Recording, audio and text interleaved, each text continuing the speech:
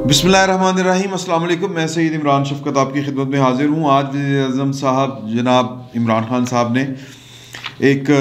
जो पार्टी और हुकूमती तर्जमानों का जो इजलास था वो तलब किया हुआ था, और जो इकॉनमी की सूरत हाल पर जो ब्रीफिंग थी उस पर गौर ख़ौस किया गया। शौकत तरीन साहब जो हैं वो, अब मैंने एक बड़ी खबर आपको देनी है, ये ज़रा ज़हन में रखिएगा। मैं पहले ये हवाल बता लूँ क्योंकि इससे जुड़ी हुई ये बात है कि वज़ीर आज़म इमरान ख़ान साहब ख़ुद को क्या समझते हैं, क्लेम क्या करते हैं, और वो पता नहीं किस चक्कर में हैं। तो वो कहते हैं कि जी कि उनको ब्रीफिंग दी वज़ीर ख़ज़ाना शौकत तरीन ने कि महंगाई और माशी सूरत हाल पर ब्रीफिंग दी, जिस पर सब ने बड़े इत्मीनान का इज़हार किया कि यार कि उन्होंने इकॉनमी बहुत तरक्की कर गई है। वज़ीर आज़म साहब ने यूं करके अपने जितने वो तर्जमान बैठे हुए थे उनको वो खा जाने वाली नज़रों से देखा और कहा कि तुम लोगों को ये जो अदाद शुमार हैं ये समझ नहीं आते, और तुम लोगों को क्यों नहीं समझ आती कि इस मुल्क की इकॉनमी तरक्की कर रही है, लोगों को जाके समझाओ। तो लोगों का मसला ये है कि लोगों को सिर्फ एक इंडिकेटर समझ में आता है कि ये रोटी किने दी है, चीनी किने दी है। ये जो अशियाए ज़रूरिया हैं खाने पीने की, ये जब महंगी होती हैं, जब बिजली महंगी होती है तो लोगों को लगता है कि मुल्क की इकॉनमी बैठ गई है।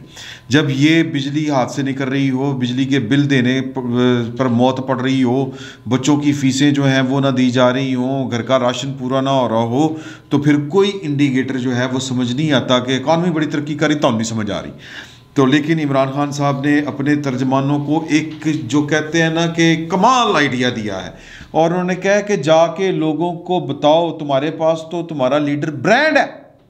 यानी इमरान खान दी ग्रेट, वो ब्रांड जिसको साकिब निसार साहब ने सादक और अमीन करार दिया है, और जिसके ऊपर कोई माली करप्शन नहीं है। वो बाकी तो चोर लुटेरे हैं, बाकियों के लीडर, वो अपने चोर लुटेरे लीडरों की इतनी अच्छी वकालत करते हैं और तुम लोगों को मौत पड़ती है। ये उनका लुबे लबाब था। वो कहने का इमरान खान साहब भोले बादशाह हैं,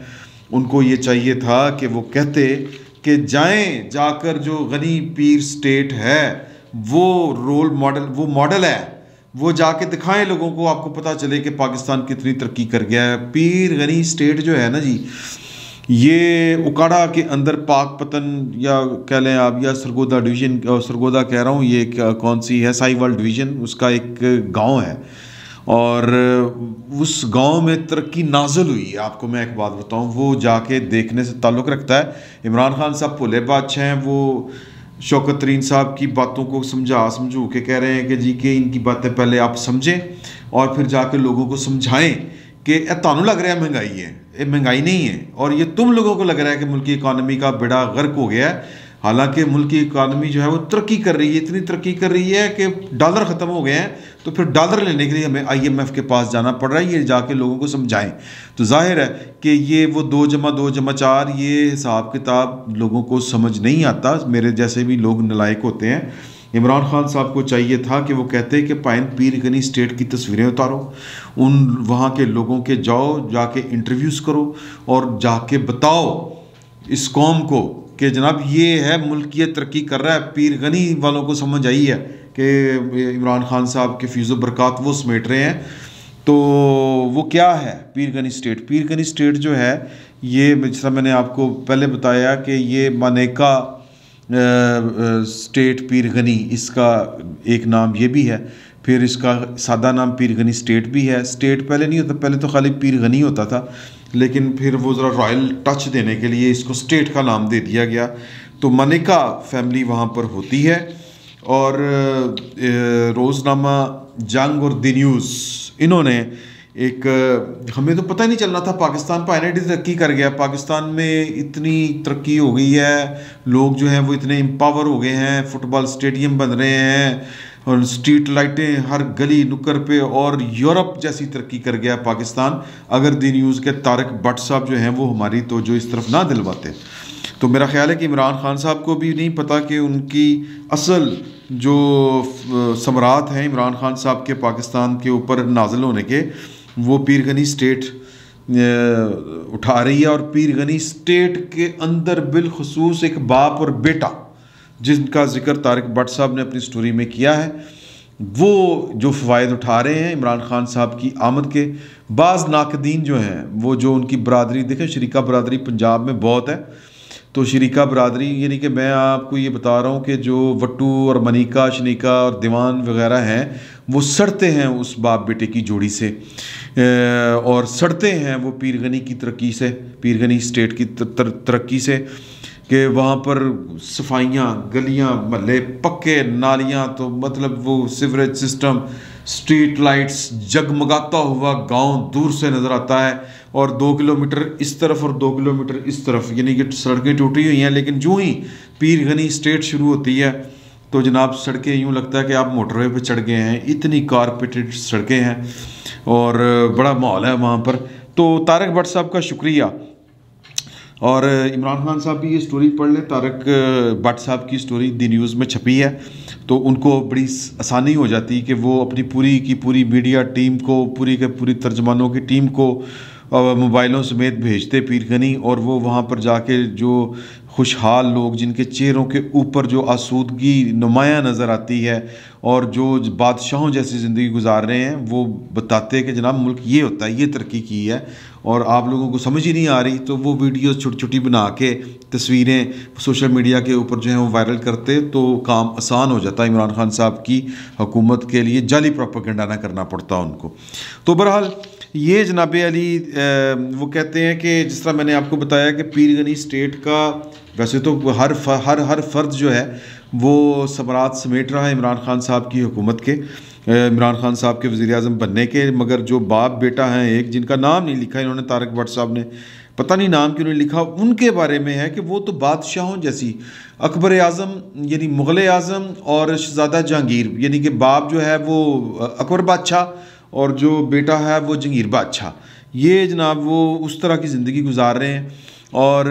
महफ़िलें सजती हैं, महफ़िलें सरूद सजती हैं, बड़े जनाब माहौल होते हैं और सोफ़े लगते हैं लॉनों में, और बैठ के वहाँ पर जनाब वो नोट निछावर किए जाते हैं, महफ़िलें समा होती हैं, महफ़िलें सरूद होती हैं, हर तरह की महफ़िल होती है, और उनकी वीडियोस भी वायरल होती हैं, नोट निछावर किए जाते हैं। एक जिसको कहते हैं ना जन्नत सा माहौल है वहाँ के ऊपर, कि वो तकिए लगा के वो बैठे हुए हैं और जनाब वो लोग आ रहे हैं, खिदमतें कर रहे हैं, सही जन्नत, पीर गनी जन्नत बनी हुई है। तो वो कहते हैं कि जी कि ये जो दो है ना, ये जोड़ी अकबर बादशाह और जहांगीर बादशाह, ये जो है ये बिला शिरकत गैरे जो हैं इनकी हुक्मरानी, जो नीली बार है, नीली बार जो है ना जी वो रावी और सतलुज के दरमियान के इलाके को कहते हैं। और अगर इसको आपने सादा सा समझना है तो वो ये है कि लाहौर से आप आगे निकलें, कसूर क्रॉस करें, ये भाई फेरू वगैरह जो है जिसको फूल नगर कहते हैं, तो पत्तों की वगैरह, तो आगे जो है अख्तराबाद से आगे थोड़ा सा जहाँ पर वो रिनाला खुर्द शुरू होता है, फिर वो काड़ा करीब बना शुरू होता है, फिर साहिवाल तक, ये आलमोस्ट नीली बार का इलाका है रावी और सतलुज के दरमियान। और यहाँ पर बादशाहत कायम है, हुक्मरानी चल रही है,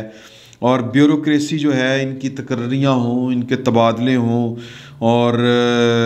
किसने उकाड़ा साहिवाल पाकपतन में रहना है, किसने जाना है, मतलब वो जो डिस्ट्रिक्ट जजों से लेके, सेशन सिविल जजों से लेके, जुडिशल मजिस्ट्रेटों से लेके जनाब अली जो आपके पुलिस के जो अफसरान हैं वो, और फिर ब्यूरोक्रेसी हर तरह की, ये कोई काम करे या ना करे, अगर आके वो हाज़िरी दे रही है, और फिर वो जो तख्त है वो नीली बार से उठ के कभी कभी लाहौर जो है, तख्त लाहौर के ऊपर उनका एक फार्म हाउस है, वहाँ पर भी आ जाता है। और इस्लामाबाद से लोग जो हैं वो यहाँ पर जो फील्ड में तैनात होते हैं अफसर, DPO DCO वगैरह, या इससे भी थोड़ा से नीचे ऊपर लेवल के लोग, जितने भी इन साहिवाल मुँह से बार बार हाँ साहिवाल डिवीज़न में जो भी लोग इस तरह के इस लेवल के अफसर तैनात होते हैं, उनको कहा जाता है कि अगर आपसे कोई ऊंच नीच हो गई है, अगर आपने कोई नाफरमानी कर दी है, तो फिर आप जाएं, जाके माफ़ी शाफ़ी मांग लें, हैं जी, लाहौर में उनके फार्म हाउस, माफ़ी मिल जाए तो बहुत है। अच्छा, अब सिर्फ ये नीली बार वाला मामला नहीं है, ये तो तारक भट्ट साहब ने बताया और बड़ी तफसील के साथ उन्होंने बताई है ये वाली बात,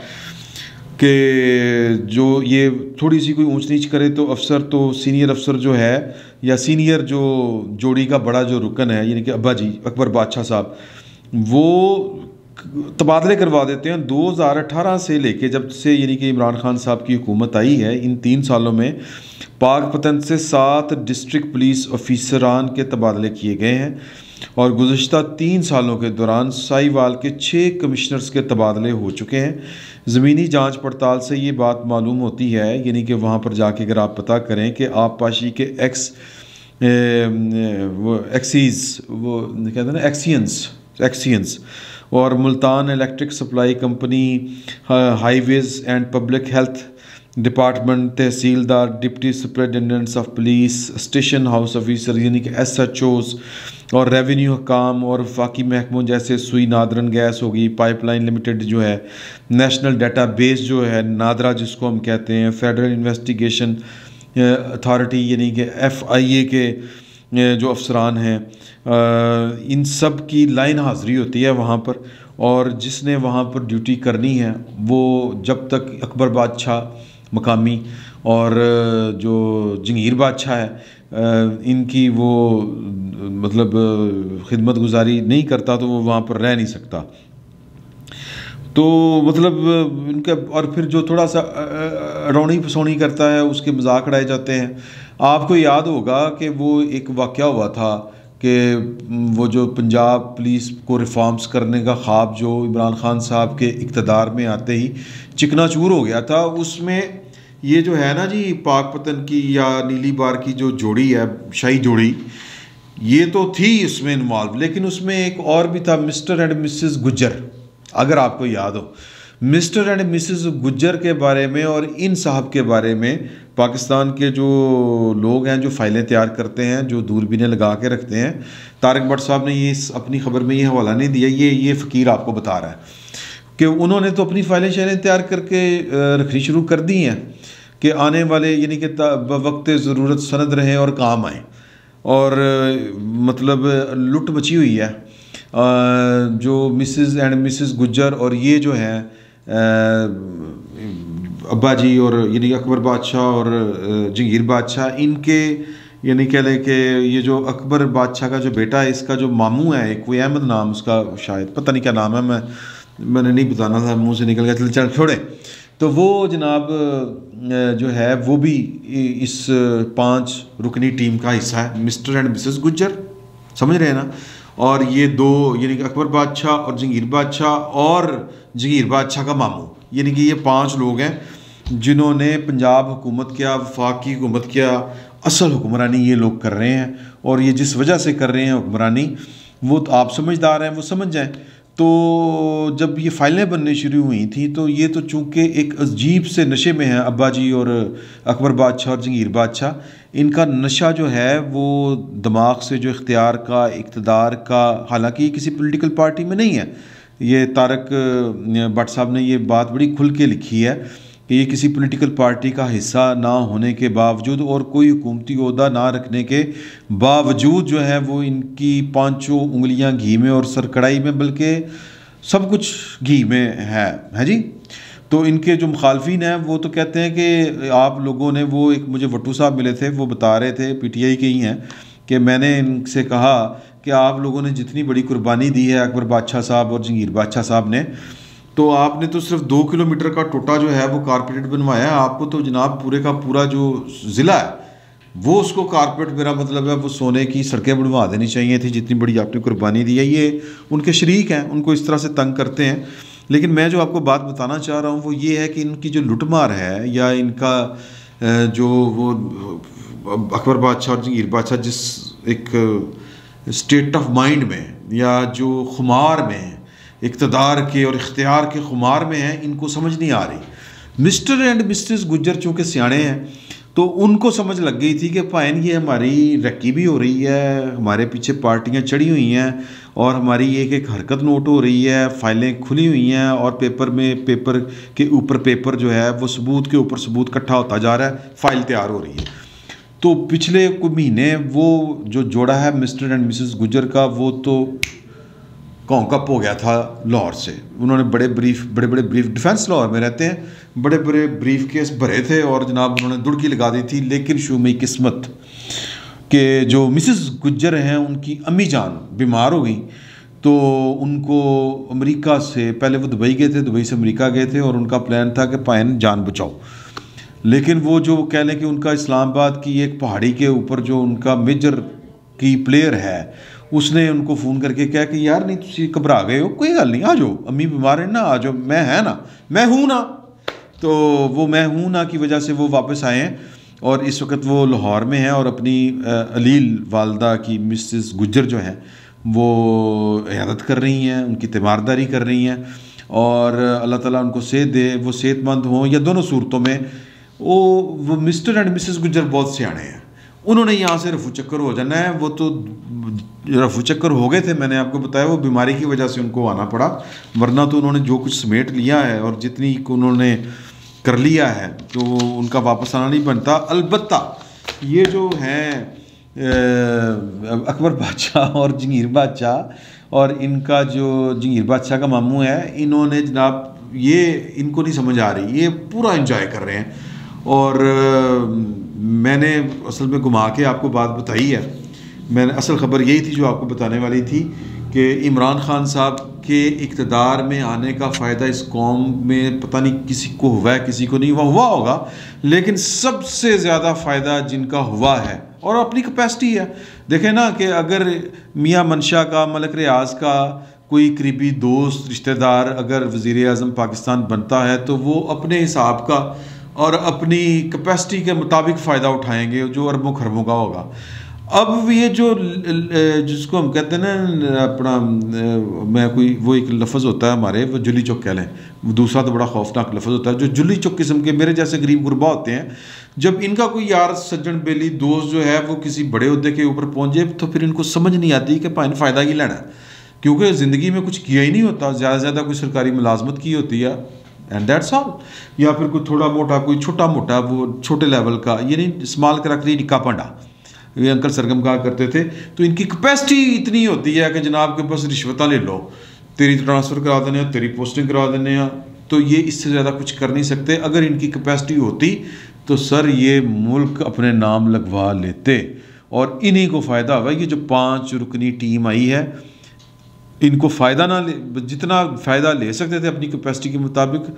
फुल दोनों हाथों से इन्होंने लूट मचाई हुई है और इमरान खान साहब के आने का सिर्फ़ और सिर्फ फ़ायदा इन्हीं को हुआ है। इससे ज़्यादा मैं अब आपको क्या बताऊँ, फिल वक्त इतना ही। बहुत बहुत शुक्रिया आपका।